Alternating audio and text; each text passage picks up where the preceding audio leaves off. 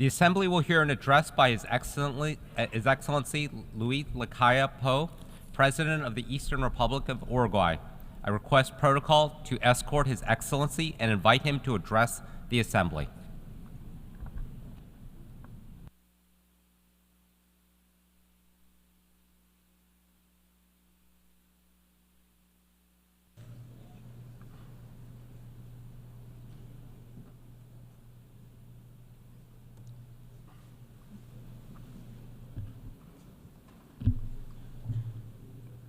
Buenas tardes para todos.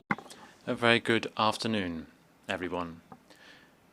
I would like to greet everyone here, all delegations. Today is my last speech here as President to this Assembly, and I would like to take this opportunity to greet everyone here, and in particular the delegation of Uruguay, who has worked so hard here at the United Nations.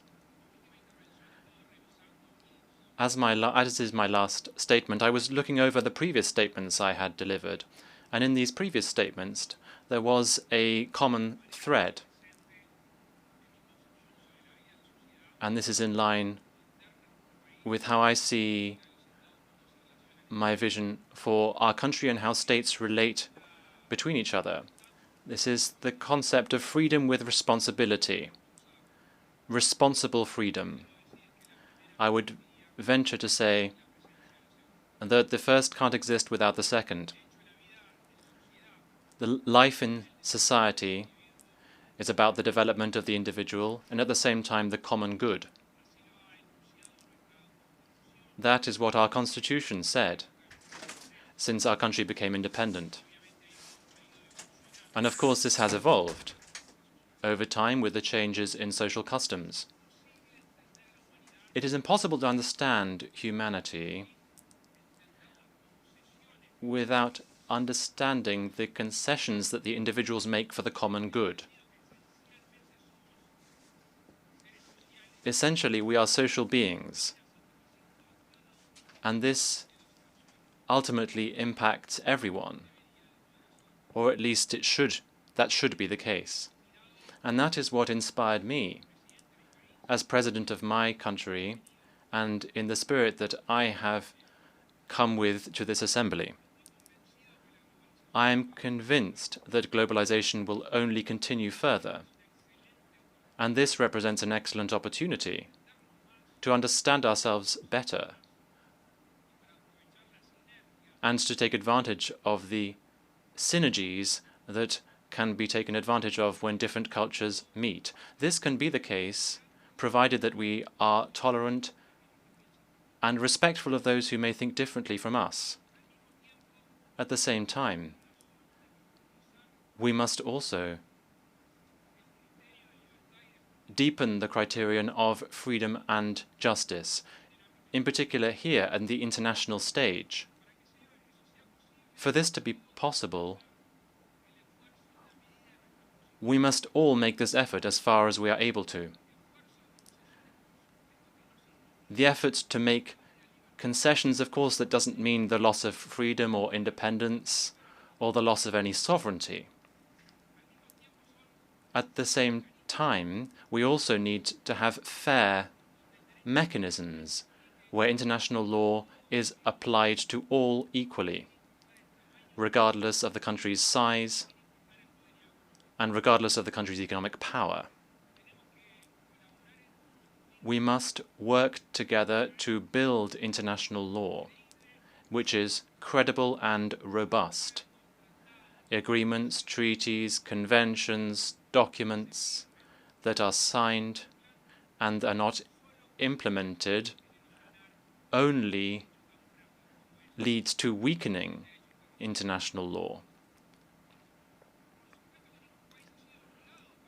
Of course, no country was obliged to participate in these organizations. That means that we can be, and we are, critical of how the organizations work in some ways. But what's the other option? It would be to isolate oneself in this interconnected world.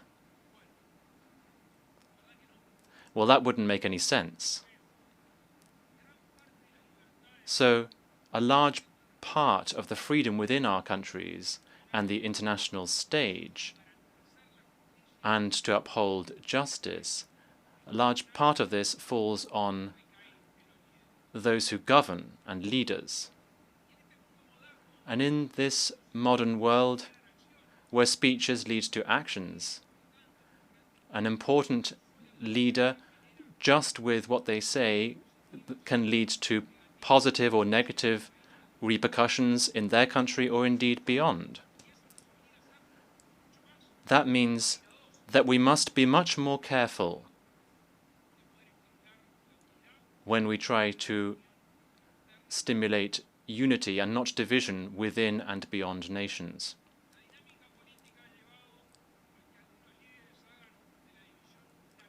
Politics has meant that some leaders have used division as a tool to reach power and to stay in power. But of course, there's one thing to defend one's own beliefs or those shared by some individuals, and it's quite another thing to attack others' beliefs and others' way of life. In some countries, formal democracy in terms of elections, constitutions, and laws, such as the material, which is the material democracy that citizens experience on a daily basis. Sometimes, when that is weakened, that means that people's freedom can be affected. And I cannot ignore to mention what is happening in Venezuela. Among other things, because this isn't a new position that we are taking. Fortunately, we have always been far from this authoritarian regime, this intolerant regime, which has attacked freedom and the common good. We all know what has been going on for quite a while in that country. And many governments and many global leaders have turned a blind eye. And for a lack of interest, some of them, or unfortunately because of their interests, for some. I'm not going to go into the situation of the elections. Ultimately, one has to call out the regime and the situation of the elections, and not just the distorted electoral process. This also has to be done in terms of the political persecution that is going on and the violations of human rights and arbitrary detentions. I know that many heads of state and government have spoken about this. It seems to me that now is the time to act. We need to act for Venezuela and for the Venezuelan people. And also, if the international community tolerates these attitudes, then we'll just wait to see what the next country would be that would be subjected to a similar fate as the Venezuelans are.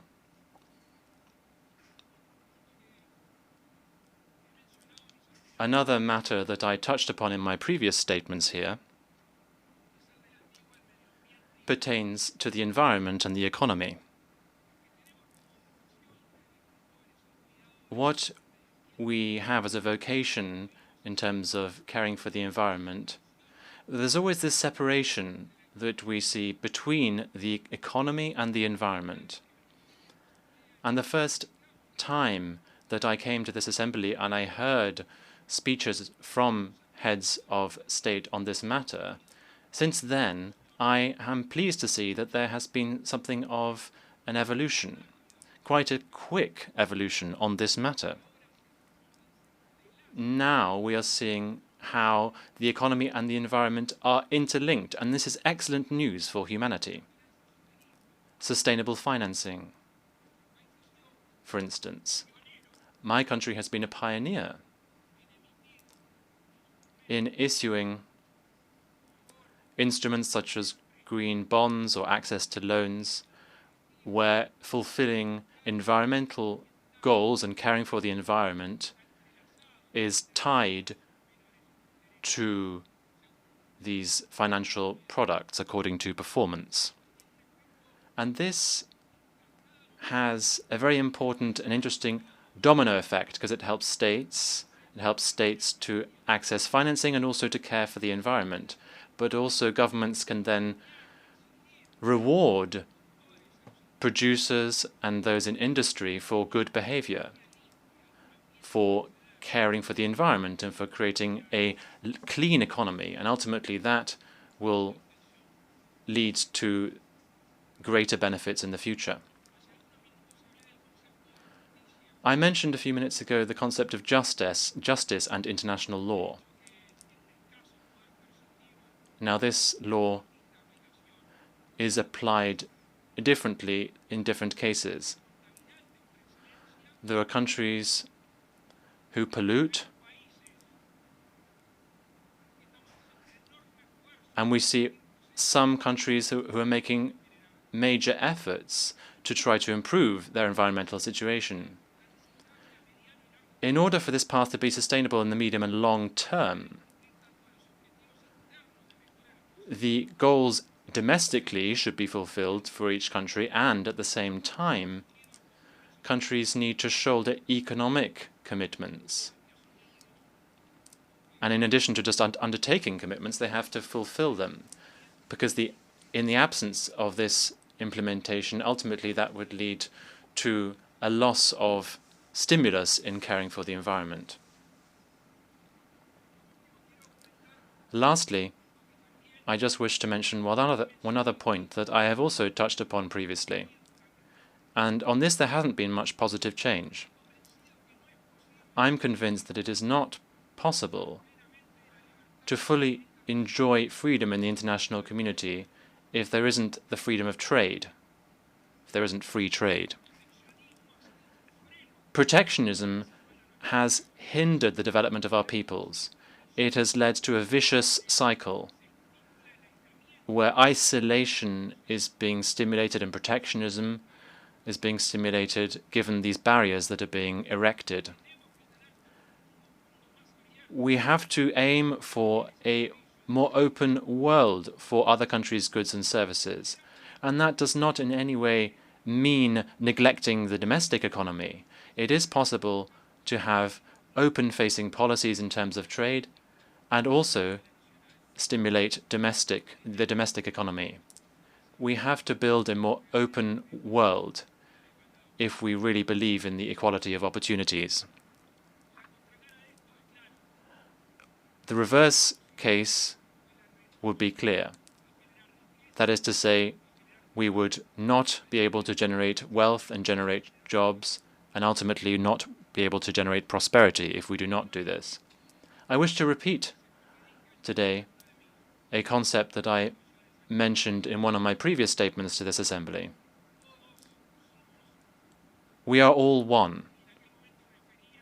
I, at that point, was referring to the lessons of the pandemic. If some people hadn't noticed that at the time. Ultimately, this is an affirmation of common sense. And I think it should also be a compass for us in our daily work as we exercise power, both domestically and also in our bilateral relations and in the multilateral domain as well. Believe me, I am convinced that we will progress much more quickly and much more united if we do this. Thank you.